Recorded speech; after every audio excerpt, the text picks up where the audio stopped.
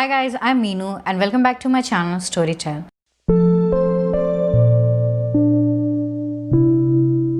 The first book that I'm gonna review for my channel is Midnight Sun by Stephenie Meyer. If you have been living under a rock and you do not know what Twilight series is or what kind of phenomena it was back in the 2000s, then let me tell you a little bit about it. Twilight series is basically a story about a human girl named Bella who falls in love with a vampire named Edward. They both share a toxic relationship. Edward is plain and so is Bella. The only thing interesting about Edward is that he was played by Robert Pattinson. That is the only interesting thing about him. And Bella, she's such a dull character that you will never see her as a heroine, but still she is. She has no hobbies. She has no plans for the future. She is totally smitten by Edward, who reciprocates the same feeling for no apparent reason, and she only thinks about marrying him. She only thinks about spending her rest of her eternity with him, but she doesn't really actually give a thought about her family, friends, or what future she's gonna have.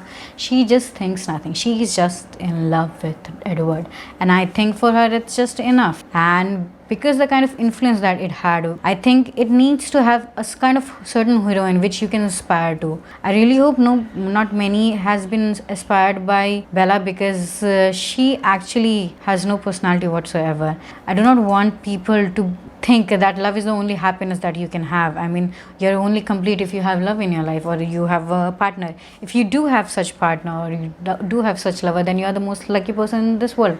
That is true, but that doesn't mean that is the only reason that you should ever live, or that is the only goal you should ever have. And I think that is the problem with Bella here, because for her Edward is everything and nothing else matters to her. There's this backdrop of Folks, which is a beautiful town, to be honest. I really like the whole vibe of it because there's this rain and it's always wet and everything, so it kind of gives it a personality. I mean, the city has more personality than the main characters. Anyway, it was a big phenomena, and even though I'm seeing all of these things, I do know that Twilight had a huge impact on myself, because when I was a teenager I read it for the first time, and that was when my love for the paranormal romance books actually began.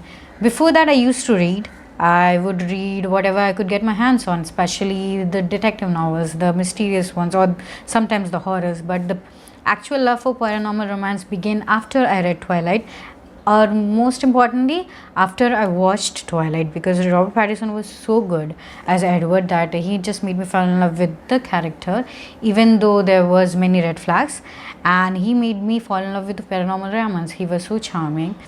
He is the actual reason because I started following vampires, and after that it was a journey, because after that I read so many books and my real love began. So even though there were some problems with the book, it's very close to me.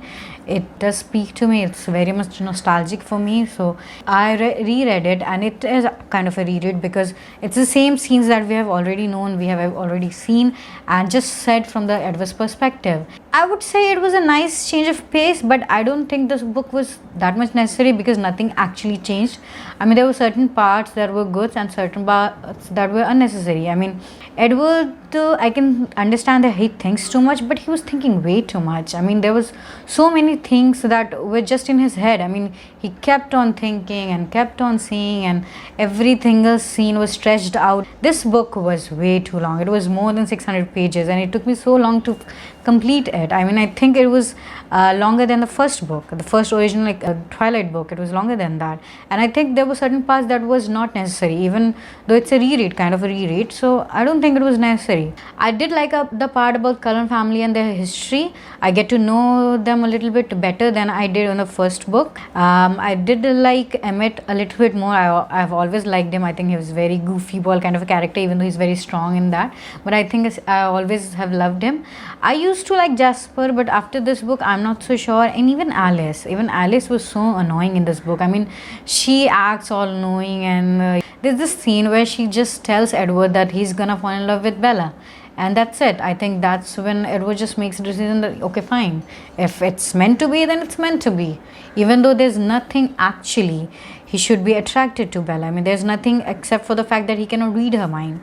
So I do not understand why, but let's not get into this. Anyway, Alice was very annoying, and Jasper, I can say he was playing stereotype, because there was like, okay, because he was newborn, then every single time he just think about killing somebody, and he wanted to kill Bella for I don't know, just because he thought she would be exposing them or that the Alice will be in danger. I get it that he wants to protect Alice, but that is just way too much. You cannot just go and kill a human girl just because you want to.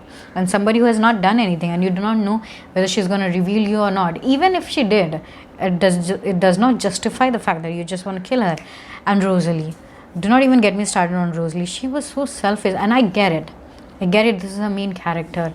But come on, she was not even ready to protect Bella when she needed it, or her mother, or her father, anyone. She was just being selfish. I get it that she has problems with Bella, that she's human and she doesn't get to be the same anymore. But still, that does not justify the fact that she would just okay to let her die. Esme was Esme, I guess, and Carlisle was okay.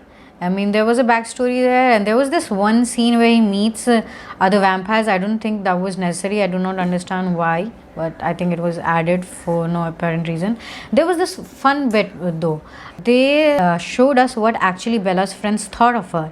So that was the fun part, because we didn't actually get to see it or know it in the first book. So that was a nice part, a nice touch to it. And I think the writing was much better in this book compared to the first one, though it was a little bit dragged, like every scene was dragged, but still the writing was much better. I love the way Stephenie Meyer wrote the book. Even the sceneries are beautiful. This one is okay book. If you liked it, then it's okay. I mean, it did keep me hooked. I mean, I'm not gonna say that I got bored or what, but I did think it was just way too long.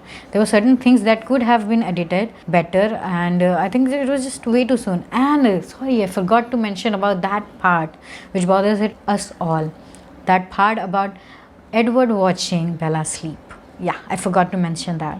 In that scene, I don't know why it thinks like Stephenie Meyer was trying to justify him stalking her or him watching her at night. I mean, there were certain parts that I think she was just trying to justify, okay, fine, I am a monster, I'm a vampire, then what am I gonna do? Okay, fine, I'm a bad guy. No, that is just not right. That is still not right. That's never gonna be right. And there's also one thing that he used to like watch sleep. Does being a vampire makes you immune to boredom? I mean, what was he doing all that time?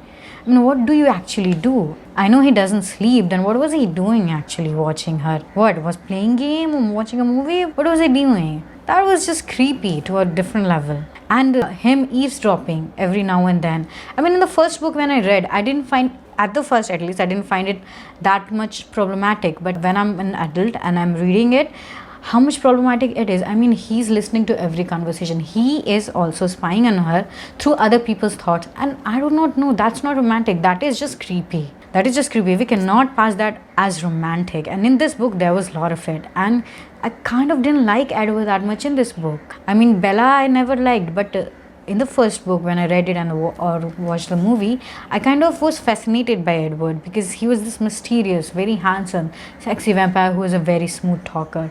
His voice was something else, and vampire itself is a very charismatic character. So I was mesmerized by it. But in this book, when everything was happening from Edward's point of view, I didn't find him that much intriguing. I didn't like him that much. I mean, he just came across as a stalker.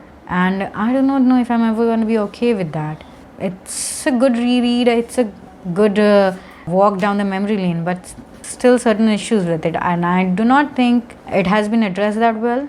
I know there was problem with Quillet Tribe. I do not know much about it, so I'm not going to get much into it. I mean, it's okay if you want to reread it, if you have been a fan or it's just nostalgic to you, because it does remind you of the time when everything, I think, was innocent and okay. I am going to give this book, I don't know, 3-star, because even though I liked reading it again, there were some still issues, and it was actually a very long book. If you're a fan, you're a fan. I was Team Edward all the time. Now I'm not so sure. I'm Team Robert Pattinson all the time. That's it for Midnight Sun. If you like this review, then please like, comment and subscribe.